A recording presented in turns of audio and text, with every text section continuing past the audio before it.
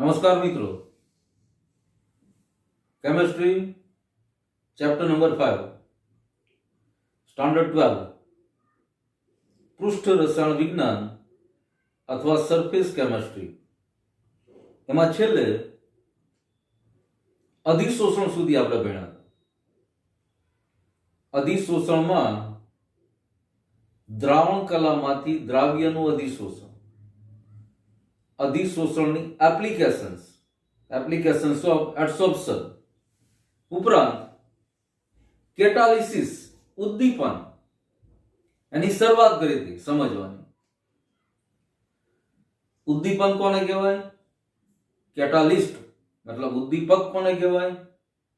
Promoters मतलब प्रवर्धको कोने कहेवाय?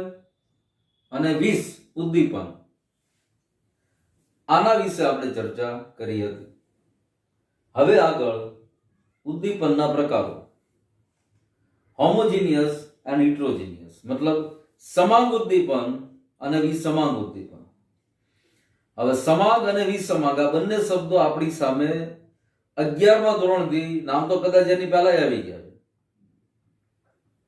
समांग होमोजीनियस, विसमांग हिट्रोजीनियस। समांग संतुलन, विसमांग संतुलन याद करो। त्या संतुलननी वात हती, ज्यारे अहींया આગળ समांग उद्दीपन अथवा होमोजीनियस केटालिसिसनी वात छे। जे उद्दीपन प्रक्रियामां प्रक्रियको, निपजो अने एमां वपरातो केटालिस्ट अथवा उद्दीपक एक ज कलामां होय, एक ज फेजमां होय। फेज धેટ मीन्स कला, અને કલાનો મતલબ પ્રવાહી અથવા વાયુ જે કલામાં પ્રક્રિયા થતી હોય ઈ જ કલામાં ઉદ્દીપક રહેલો હોય અને નિપજ પણ ઈ જ કલામાં મળે। દાખલા તરીકે પ્રવાહી પ્રક્રિયક હોય, નિપજ પણ પ્રવાહી મળે, ઉદ્દીપક પણ પ્રવાહી હોય, તો આ બધી ઉદ્દીપનની આખી જ પ્રક્રિયા સમાંગ ઉદ્દીપનની પ્રક્રિયા કહેવાય। આની કરતા ઉલટું વિસમાંગ। પણ પહેલા समांग उद्दीपनની કેટલીક રાસાયણિક પ્રક્રિયાઓ સમજીએ છીએ। અહીંયા પહેલા समांग ઉદ્દીપનની સમજ લખી છે, હવે समांग ઉદ્દીપનની અમુક રાસાયણિક પ્રક્રિયાઓ જોઈએ છે। દાખલા તરીકે CH3COOH એસિડિક એસિડ લિક્વિડ ફોર્મમાં પ્લસ C2H5OH इथाइल अल्कोहल अथवा इथेनॉल लिक्विड फॉर्म में एमा वपरातो उद्दीपक H+ मतलब हाइड्रोक्लोरिक एसिड अथवा सल्फ्यूरिक एसिड અને પરિણામે મળતી નિપજ CH3 COO C2H5 liquid form में प्लस H2O लिक्विड फॉर्म में।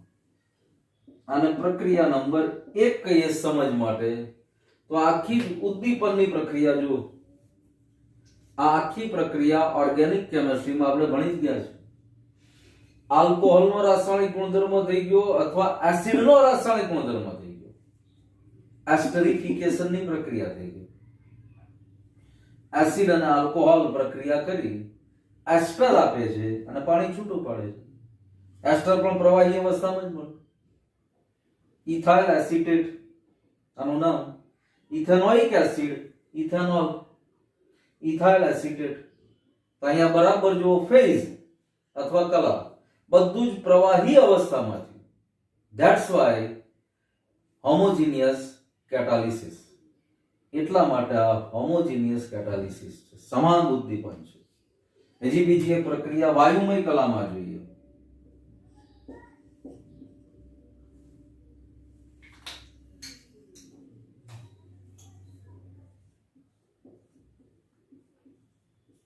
Sulphur dioxide gaseous form plus oxygen વાયુ gaseous form,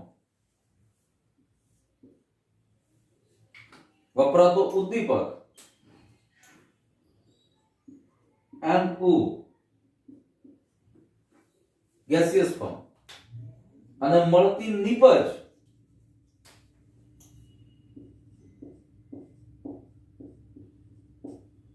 sulphur trioxide gaseous form.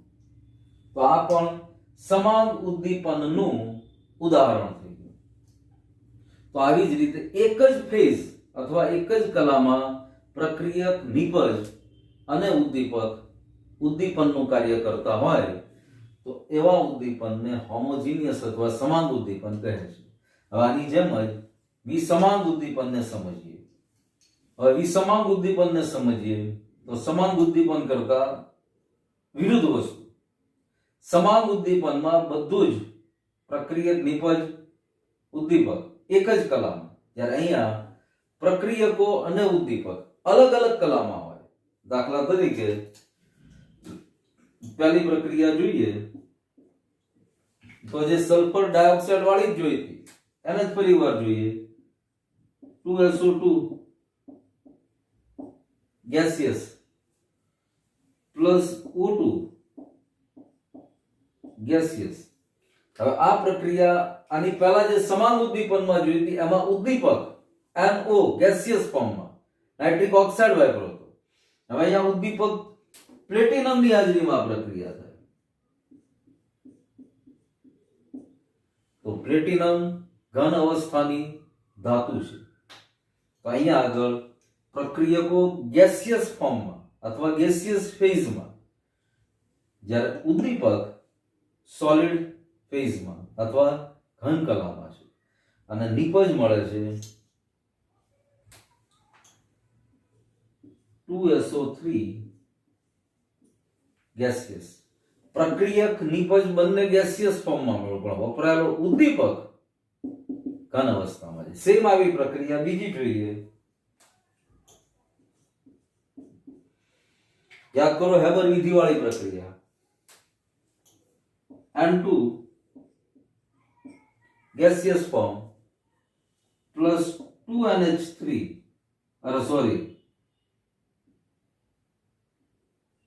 3H2 2NH3 બનશે 3H2 હાઇડ્રોજન વાયુ gaseous form માં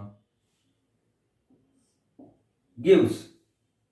હવે ઉદ્દીપક તરીકે આપણને ખબર છે આયરન અથવા Fe વપરાય છે, જે ઘન છે, સોલિડ છે. મળતી નિપજ 2NH3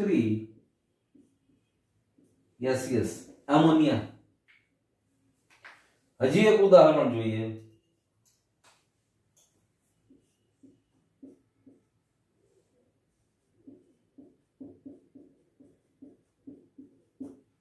વનસ્પતિ તેલ, એમાંથી બનતું વનસ્પતિ ઘી, હાઇડ્રોજનેશનની પ્રક્રિયા H2 ગેસિયસ ફોર્મ. જો આ પ્રક્રિયા કે અલગ અલગ કલામાં છે. હાઇડ્રોજન વાયુમય સ્વરૂપ ગેસિયસ ફોર્મ, વનસ્પતિ તેલ લિક્વિડ ફોર્મ. પ્રક્રિયામાં વપરાતો ઉદ્દીપક પ્લેટિનમ ઘન અવસ્થામાં અને મળતી નિપજ પણ સોલિડ ફોર્મ. હવે ચોથી પ્રક્રિયા છે જોઈએ.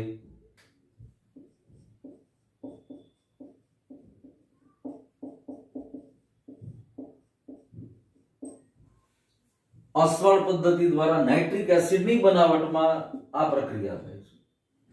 એમોનિયા પ્લસ 5O2 બંને ગેસિયસ ફોર્મમાં. વપરાતો ઉદ્દીપક પ્લેટિનમની ગેઝ અથવા જાળી. પ્લેટિનમ સોલિડ ફોર્મમાં. અહીંયા સીધો નાઇટ્રિક એસિડ નથી મળતો, પણ અહીંયા નિપજ સૌથી પહેલા નાઇટ્રિક ઓક્સાઇડ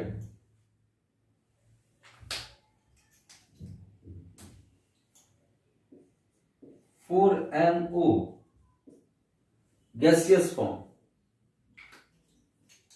પ્લસ 4 તેરી 12 હાઇડ્રોજન છે તો 6H2O લિક્વિડ ફોર્મ. તો આ જુદી જુદી ચાર પ્રક્રિયાથી સ્પષ્ટ સમજ મળી જાય કે કોને હિટ્રોજીનિયસ કેટાલિસિસ અથવા વિસમાંગ ઉદ્દીપન કહે છે, જેની અંદર ઉદ્દીપકની કલા અલગ અને વપરાતા પ્રક્રિયકોની કલા અલગ. તો આને વિસમાંગ અથવા હિટ્રોજીનિયસ કેટાલિસિસ કહેવાય. આ પાઠની શરૂઆતમાં તમને કીધું કે એકદમ ઈઝી લેસન, જેમાં કોઈ જાજી રાસાયણિક પ્રક્રિયાઓ એવી બધી નથી આવવાની. આ બધી જો સિંગલ સ્ટેપની અને સિમ્પલ પ્રક્રિયા. અહીં એક એકની નીચે મારે નામ લખવાની પણ જરૂર નથી, કારણ કે આ બધાના નામ તમે અગાઉથી જાણો છો. આમાં કોઈ પદાર્થ એવો નથી. હા, વનસ્પતિ તેલનું સ્ટ્રક્ચર આખું અલગ છે, એની સામે બનતો વનસ્પતિ ઘી, હાઇડ્રોજન જોડાઈ જાય છે. પણ અહીંયા ઉદ્દીપનના કાર્ય વિશે આપણે સમજીએ છીએ, આના બંધારણ સાથે અથવા આના રાસાયણિક સૂત્ર સાથે મતલબ નથી, એટલા માટે સીધું વનસ્પતિ તેલ લઈ. તો આ વિસમાંગ ઉદ્દીપન. હવે વિસમાંગ ઉદ્દીપનનો અધિશોષણ સિદ્ધાંત સમજવો છે. વિસમાંગ ઉદ્દીપનનો અધિશોષણ સિદ્ધાંત. કેવી રીતે વિસમાંગ સંતુલન ઉપર ક્રિયાવિધિ થાય છે, અથવા આ આખી સિદ્ધાંતની જે સમજૂતી છે એ વિસમાંગ સંતુલનની મિકેનિઝમ અથવા ક્રિયાવિધિ સમજાવે છે. આધુનિક અધિશોષણ સિદ્ધાંત મુજબ ઉદ્દીપિત સક્રિયતા ઉદ્દીપકની સપાટી પર જમા થાય છે અથવા એની ઉપર સ્થાનીકૃત થાય છે. આખું મિકેનિઝમ સમજીએ. બહુ જ ઇન્ટરેસ્ટિંગ છે કે અત્યાર સુધી આપણે એવું સમજીએ છીએ કે ભાઈ કોઈ પણ રાસાયણિક પ્રક્રિયામાં વપરાતો ઉદ્દીપક પ્રક્રિયામાં ભાગ નથી લેતો, પણ રાસાયણિક પ્રક્રિયાનો વેગ વધારે છે. રાસાયણિક પ્રક્રિયાનો વેગ વધારે છે ચોક્કસ, પણ પ્રક્રિયામાં ભાગ નથી લેતો એવું એટલા માટે આપણને સમજાય છે કે ભાઈ પ્રક્રિયા પૂરી થયા પછી જે નિપજ મળે છે એ નિપજ સાથે ઉદ્દીપક એની એ જ પોઝિશનમાં મળે છે. ઉદ્દીપકમાં કોઈ ફેરફાર થતો નથી. એટલે આપણી સમજ અત્યાર સુધી એવી હતી કે ભાઈ કોઈ પણ રાસાયણિક પ્રક્રિયામાં વપરાતો ઉદ્દીપક પ્રક્રિયામાં ભાગ નથી લેતો અને રાસાયણિક પ્રક્રિયાનો વેગ વધારવા માટે ખાસ ઉદ્દીપક વપરાય છે. પણ એ વેગ વધારી કેવી રીતે શકે છે, કયા કારણથી? તો અહીંયા આગળ એમાંની ઘણી વસ્તુ સ્પષ્ટ થઈ જશે. દાખલા તરીકે મુક્ત સંયોજકતા ધરાવતી ઉદ્દીપકની આ સપાટી છે, આ પ્રક્રિયકો છે. હવે આ ઉદ્દીપકની સપાટી જ આ પ્રક્રિયકોને પ્રક્રિયા થવા દેવા માટેની અનુકૂળતા આપે છે. કેવી રીતે? તો જો આ સપાટી ઉપર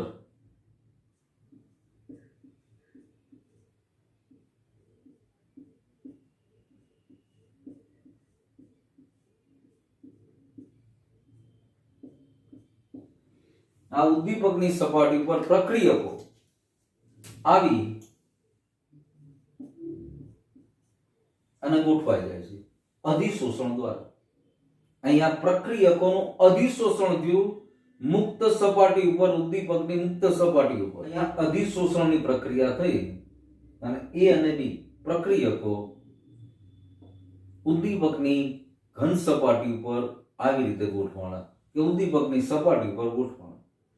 આગળ ફરીવાર પાછું અધિશોષણ થઈ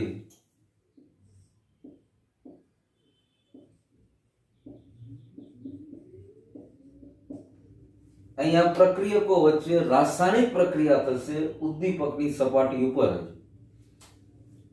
એટલે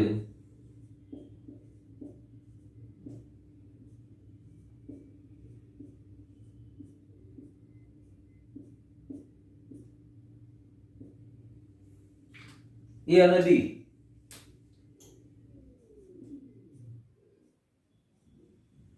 અહીંયા મધ્યવર્તી સંયોજન બનશે.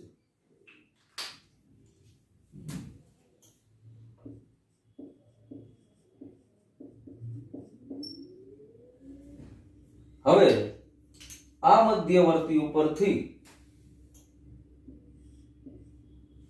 અપશોષણની પ્રક્રિયા થઈ. અપશોષણ શબ્દ આપણે ભણી ગયા હતા સૌથી પહેલા જ પીરિયડમાં. અપશોષણની પ્રક્રિયા થઈ જે અહીંયા આગળ નિપજનું નિર્માણ થયું છે. એ નિપજ આમાંથી દૂર થશે અને ઉદ્દીપક પોતાની મૂળ પોઝિશનમાં જે શરૂઆતમાં પોઝિશન હતી એ પોઝિશનમાં છૂટો પડશે.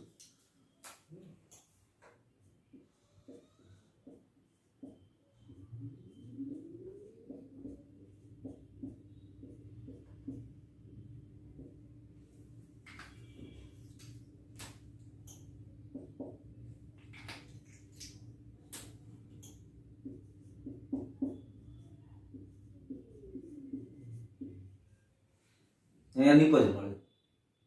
હવે આ આખું મિકેનિઝમ જો અહીંયા પોઈન્ટ વાઇઝ લખ્યું છે. આ બધા જ મુદ્દા મહત્વના. આ આખા મિકેનિઝમ અથવા ક્રિયાવિધિ ઉપરના જ મુદ્દા છે. જે ડિટેલમાં સમજીએ તો સૌથી પહેલા પ્રક્રિયકનું ઉદ્દીપકની સપાટી ઉપરનું પ્રસરણ. ઉદ્દીપકની સપાટી ઉપર પ્રક્રિયકો પ્રસરણ પામી અને ગોઠવાશે. સપાટી ઉપર અધિશોષણ થવું.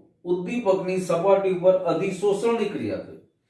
હવે જો શરૂઆતમાં જ કીધું તો અધિશોષણ, અપશોષણ, અવશોષણ આ બધા શબ્દની સમજૂતી બરાબર માઇન્ડમાં રાખવાની, મગજમાં રાખવાની.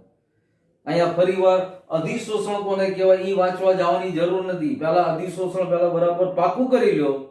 અધિશોષણને પહેલા બરાબર સમજી લો, પછી જ આ ઈઝીલી સમજાશે. અહીંયા ઘન પદાર્થની સપાટી ઉપર પ્રક્રિયકો અધિશોષિત થયા.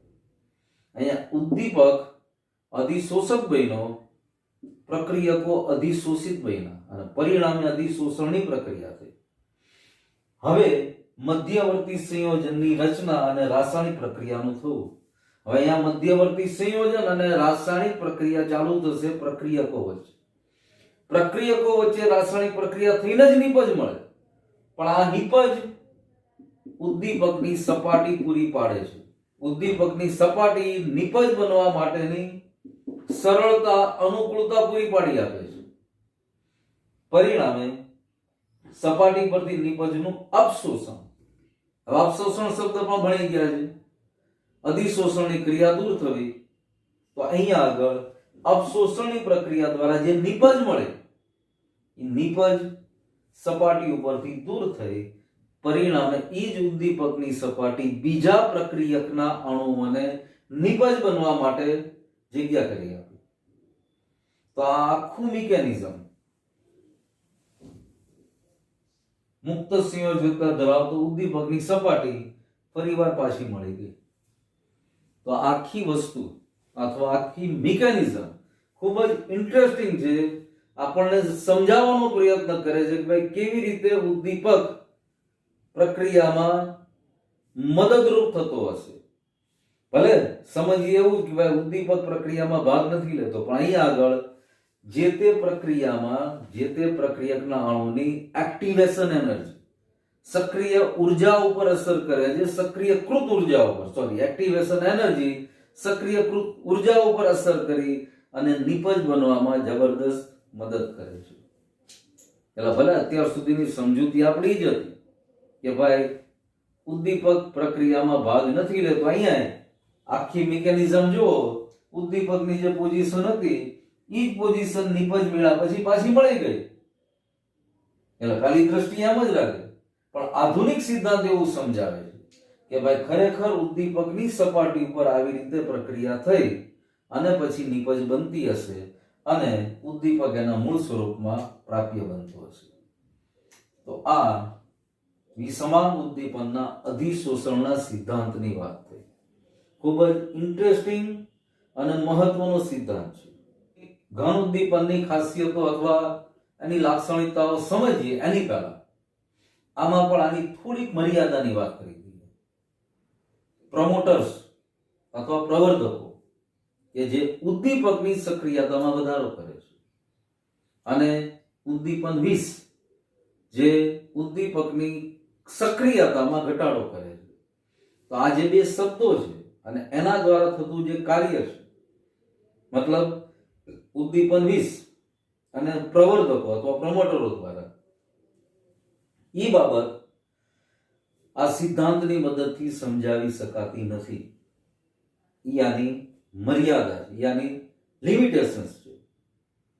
પણ હવે ઘન ઉદ્દીપન અથવા સોલિડ કેટાલિસિસ ઉપર સ્ટડી કરે આ ઉદ્દીપન સિદ્ધાંત વિસમાંગ ઉદ્દીપનનો અધિશોષણ સિદ્ધાંત સમજ્યા પછી, આની મર્યાદાઓ સમજ્યા પછી ઘન ઉદ્દીપન વિશે સમજીએ છીએ. હવે ઘન ઉદ્દીપનની અગત્યની ખાસિયતો જોઈએ.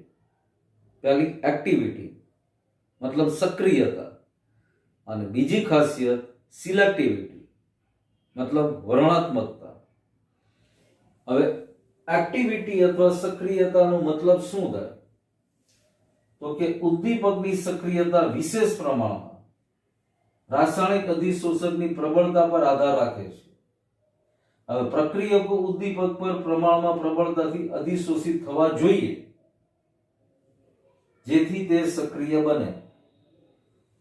સૌથી પહેલા ઘન ઉદ્દીપનની વાત કરીએ. જે ઘન ઉદ્દીપન માટે વપરાતા ઉદ્દીપકો ધાતુ, ધાતુના ઓક્સાઇડ, માટી વગેરે ઘન અવસ્થામાં હોય છે. એ ઉદ્દીપકોની વાત છે. હવે એમાં સક્રિયતા અથવા એક્ટિવિટી જોઈએ તો પરંતુ લખ્યું પહેલાનું સેન્ટેન્સ ફરીવાર જુઓ તો કે જ્યારે સક્રિયતા વિશેષ પ્રમાણમાં રાસાયણિક અધિશોષણની પ્રબળતા પર આધાર રાખે છે. રાસાયણિક અધિશોષણ કેટલું પ્રબળતાથી થયું એની ઉપર સૌથી પહેલા ડિપેન્ડ છે. આગળ જુઓ, પ્રક્રિયકો ઉદ્દીપક પર પ્રમાણમાં પ્રબળતાથી અધિશોષિત થવા જોઈએ. પ્રક્રિયકો ઉદ્દીપક પર પ્રમાણમાં પ્રબળતાથી અધિશોષિત થવા જોઈએ જેથી તે સક્રિય બને, પરંતુ ખૂબ પ્રબળતાથી નહીં કે જેથી પ્રક્રિયકના બીજા અણુને પણ સપાટી પર સ્થાન ન આપી શકે. પ્રબળતા ચોક્કસ જોઈએ છે આમાં, પણ એટલી બધી પ્રબળતા પણ નથી જોતી કે એની પ્રબળતાથી બીજા અણુઓ પાછા જોડાઈ ન શકે. એટલે આ સિલેક્ટિવિટી ખાસ ધ્યાનમાં રાખવાની કે ભાઈ એવો જ ઉદ્દીપક, ઘન ઉદ્દીપક, એની એક્ટિવિટી અથવા સક્રિયતા જુઓ તો કેવી સક્રિયતા? તો કે ભાઈ રાસાયણિક અધિશોષણ પૂરતા પ્રમાણમાં એની પ્રબળતા હોવી જોઈએ, પણ એટલી બધી પ્રબળતા પણ નહીં કે જેનાથી એની સપાટી ઉપર બીજા અણુને સ્થાન ન મળે. ખાસ નોંધવામાં આવ્યું છે કે સમૂહ 5 થી સમૂહ 11 ની ધાતુઓ તરફ જઈએ તો ઉદ્દીપકીય સક્રિયતા વધે છે. સમૂહ 5 થી સમૂહ 11 તરફ, અને એમાંય ખાસ મહત્તમ સક્રિયતા સમૂહ 7 થી સમૂહ 9 ના તત્વોમાં ખાસ જોવા મળે છે. ઉદાહરણ જો તો અહીંયા જો dihydrogen gas plus oxygen gas, platinum ધાતુ 2H2O લિક્વિડ ફોર્મમાં. તો આને એક્ટિવિટી અથવા સક્રિયતા કહેવાય ઘન ઉદ્દીપનની ખાસિયતોમાં. હવે બીજી ખાસિયત સિલેક્ટિવિટી, વર્ણનાત્મકતા. હવે આ પણ ખાસ અગત્યનો મુદ્દો છે, અને આ પણ ખાસ એવા પ્રક્રિયકો માટે છે કે જેમાં પ્રક્રિયકો એકના એક છે, નિપજો જુદી જુદી મળે, પણ બરાબર જો પ્રક્રિયકો સમાન અનેક નિપજો શક્ય હોય ત્યારે કોઈ ચોક્કસ ઉદ્દીપક કોઈ ચોક્કસ નિપજ તરફ દિશા સંકેત કરે. ટૂંકમાં સાદી ભાષામાં એવો ઉદ્દીપક કે જે ચોક્કસ નિપજ તરફ લઈ જાય. દાખલા તરીકે કાર્બન મોનોક્સાઇડ પ્લસ હાઇડ્રોજન વાયુ, 3 મોલ હાઇડ્રોજન વાયુના છે, કાર્બન મોનોક્સાઇડ છે, પણ આ પ્રક્રિયા નિકલ ઉદ્દીપકની હાજરીમાં જ થશે, ઝડપથી થશે અને યોગ્ય નિપજ મળશે. આમાં નિપજ જુઓ તો CH4 ગેસિયસ ફોર્મ મિથેન વાયુ મળે છે, અને સાથે 3 દુ 6 4 H2O, મિથેન અને પાણી છૂટું પડે છે. 3 દુ 6 4 બરાબર બેલેન્સ છે પ્રક્રિયા. બીજી પ્રક્રિયા જો કાર્બન મોનોક્સાઇડ અને હાઇડ્રોજન જ, હાઇડ્રોજનના ભલે 2 મોલ છે પણ છે હાઇડ્રોજન જ. અહીંયા ઉદ્દીપક તરીકે કોપર અને ઝિંક ઓક્સાઇડ અથવા ક્રોમિયમ ટ્રાયોક્સાઇડ Cr2O3. હવે અહીંયા નીપજજો તો CH3OH ગેસિયસ ફોર્મ, ચોક્કસ તાપમાન જુએ મિથેનોલ બની જાય છે. પ્રક્રિયા કોઈ ના જ, નીપજ અલગ. ત્રીજી પ્રક્રિયા જો તો અહીંયા carbon monoxide plus hydrogen gas HCHO gaseous form, methanol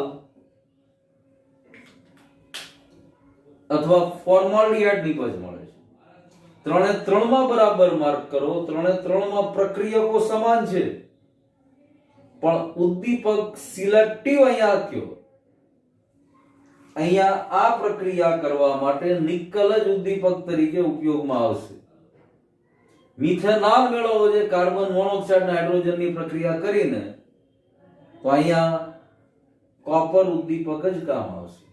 અને આવી જ રીતે યાદ કરો જૈવિક અણુઓ વાળો પાઠ કે જેની અંદર સુક્રોઝ મેળવવા માટે ઉદ્દીપક સુક્રેજ, માલ્ટોઝ માટે માલ્ટેઝ. તો આ પણ સિલેક્ટિવ ઉદ્દીપક થયા, એ ઉત્સેચકો છે. એવી જ રીતે સુક્રોઝમાંથી ગ્લુકોઝ કે ફ્રુક્ટોઝ મેળવવા માટે ઇન્વર્ટેજ ઉત્સેચક જોઈએ, તો આ સિલેક્ટિવિટી થઈ. તો આ આખો મુદ્દો ઘન ઉદ્દીપન માટેનો. એની ઉપરથી જ જીઓલાઇટ વડે આકાર વર્ણનાત્મક ઉદ્દીપન મુદ્દો આપણે ભણીએ છીએ, પણ ઈ સિલેક્ટિવ શબ્દ આવી ગયો. જો વર્ણનાત્મક જીઓલાઇટ વડે કેવી રીતે ઉદ્દીપનની પ્રક્રિયા થાય છે આખું સમજીએ, પણ એની પહેલા આ સિલેક્ટિવિટી ખાસ સમજવાની કે ભાઈ ચોક્કસ ઉદ્દીપક ચોક્કસ નિપજ તરફ લઈ જાય છે. અને એક્ટિવિટીની અંદર અથવા સક્રિયતામાં એવો ઉદ્દીપક સક્રિય હોવો જોઈએ કે જે પોતાની સપાટી ઉપર અણુઓને રાસાયણિક અધિશોષિત કરી એક્ટિવ બનાવે, સક્રિય બનાવે, પણ એટલા એક્ટિવ કે એટલા સક્રિય ન બનાવે કે બીજા અણુ કે એને સ્થાન ન આપી શકે. તો આ ઘન ઉદ્દીપન દ્વારા એની ખાસિયતો સિલેક્ટિવિટી અને એક્ટિવિટી, સક્રિયતા ધેટ મીન્સ એક્ટિવિટી, અને વર્ણનાત્મકતા મતલબ સિલેક્ટિવિટી. આ ઉદાહરણ યાદ રાખશો એટલે આખો મુદ્દો યાદ રહી જશે. બસ અહીંયા ત્રણેયમાં પ્રક્રિયક તરીકે કાર્બન મોનોક્સાઇડ હાઇડ્રોજન વાયુ જ છે, પણ ત્રણેયમાંથી અલગ અલગ નિપજ મેળવવા માટે ત્રણેયમાં અલગ અલગ ઉદ્દીપક વાપર્યા. તો હવે ઝિયોલાઇટ વડે આકાર વર્ણનાત્મક ઉદ્દીપન. હમણાં જેમ ઘન ઉદ્દીપનની વાત કરી, તો જીઓલાઇટ આકાર વર્ણનાત્મક ઉદ્દીપન સિલેક્ટિવિટીની વાત કરી હમણાં આપણે. તો અહીંયા જીઓલાઇટ પણ વર્ણનાત્મક ઉદ્દીપન છે, પણ એના શેપ અથવા આકારના કારણે, જેને કહેવાય આકાર વર્ણનાત્મક ઉદ્દીપન. ઉદ્દીપકીય પ્રક્રિયાઓ કે જે ઉદ્દીપકની છિદ્ર રચના અને પ્રક્રિયક અને નિપજના અણુઓના કદ પર આધાર રાખે છે, તો એવા ઉદ્દીપનને આકાર વર્ણનાત્મક ઉદ્દીપન કહે છે. અહીંયા જીઓલાઇટના ઉદાહરણ દ્વારા આપણને સમજવાનું છે, પણ એને સમજીએ એની પહેલા ફરી એકવાર કે ભાઈ જે ઉદ્દીપકીય પ્રક્રિયાઓ છે એ ઉદ્દીપકની છિદ્ર રચના અને સાથે સાથે પ્રક્રિયક અને નિપજના અણુઓ ના કદ ઉપર આધારિત છે. દાખલા તરીકે જીઓલાઇટ. તો જીઓલાઇટમાં શું વિશેષતા છે? તો જીઓલાઇટની અંદર એના છિદ્રો ઓલમોસ્ટ 260 pm થી 740 pm કદના હોય છે. આ જીઓલાઇટને શૂન્ય અવકાશમાં ગરમ કરવામાં આવે, અને ગરમ કરવામાં આવે ત્યારે એની આવી મધપુડા જેવી છિદ્ર રચના, આખી મધપુડા જેવી છિદ્ર રચના છે, એ એક્ટિવ બની જાય. પાણીનો ભાગ ગરમ કરો એટલે બાષ્પીભવન પામી જાય. એટલે જીઓલાઇટની અંદર 260 pm થી 740 pm કદના છિદ્રો હોય છે. હવે ઉપરાંત જીઓલાઇટની રચના કેવી હોય છે? તો કે એકચ્યુઅલી એલ્યુમિનોસિલિકેટ છે, જેમાં સૂક્ષ્મ છિદ્રો જેની આપણે વાત કરી, જાળીદાર રચના, એલ્યુમિનિયમ ઓક્સિજન એલ્યુમિનિયમ વચ્ચે બોન્ડિંગ, અને સાથે કેટલીક વાર સિલિકોનનું વિસ્થાપન એલ્યુમિનિયમ વડે થયેલું જોવા મળે છે. અલગ અલગ પ્રકારના જીઓલાઇટ હોય છે. કૃત્રિમ રીતે પણ બનાવી શકાય છે, કુદરતમાંથી પણ મળી શકે છે. પ્રક્રિયક અને નિપજના કદ અને જીઓલાઇટ છિદ્રો અને પોલાણ પર આધારિત છે ભાગ લેતી પ્રક્રિયાઓ, જેની આપણે શરૂઆતમાં જ વાત કરી. હવે ખાસ કરીને ક્યાં ઉપયોગ થાય છે જીઓલાઇટનો? તો ખાસ કરીને પેટ્રો રસાયણમાં, પેટ્રોકેમિકલ્સ ઇન્ડસ્ટ્રીમાં, કે જેમાં હાઇડ્રોકાર્બનનું વિભંજન અને સમઘટિકીકરણ આવી પ્રક્રિયાઓ કરવા માટે ZSM-5 પ્રકારનો જીઓલાઇટ ઉદ્દીપક વપરાય છે. ઉપરાંત ZSM-5 નો બીજો ઉપયોગ પણ આલ્કોહોલનું નિર્જળીકરણ કરી પેલા હાઇડ્રોકાર્બનનું મિશ્રણ એમાંથી સીધું જ ગેસોલિન મતલબ પેટ્રોલ બનાવવામાં પણ ઉપયોગ થાય છે. આ માત્ર એની આકાર વર્ણનાત્મકતા દર્શાવે છે. એની આકાર વર્ણનાત્મકતા અથવા સિલેક્ટિવિટીના કારણે આ ઉપયોગી બની શકે છે અથવા આવું વર્ક કરી શકે છે. તો આ ઘન ઉદ્દીપનની સિલેક્ટિવિટીની હમણાં જે વાત કરી એનું એક ચોક્કસ ઉદાહરણ પણ એના શેપના આધારે, એના આકારના આધારે. ઓલામાં નિકલ, કોપર એવા જુદા જુદા ઉદ્દીપકોનો અભ્યાસ કર્યો આપણે કે ભાઈ ચોક્કસ નિપજ મેળવવા માટે નિકલની જરૂર હોય તો ત્યાં કોપર કે એવું કામ નહીં આપી શકે જે નિકલ આપશે. એમ અહીંયા આકાર વર્ણનાત્મક ઉદ્દીપનની ક્રિયા, આકાર વર્ણનાત્મક ઉદ્દીપનની ચર્ચા આપણે કરી. તો આજના આ લેક્ચરમાં અહીંયા સુધી આપણે ભણીએ છીએ. 3 અગત્યના મુદ્દાઓની ચર્ચા કરી.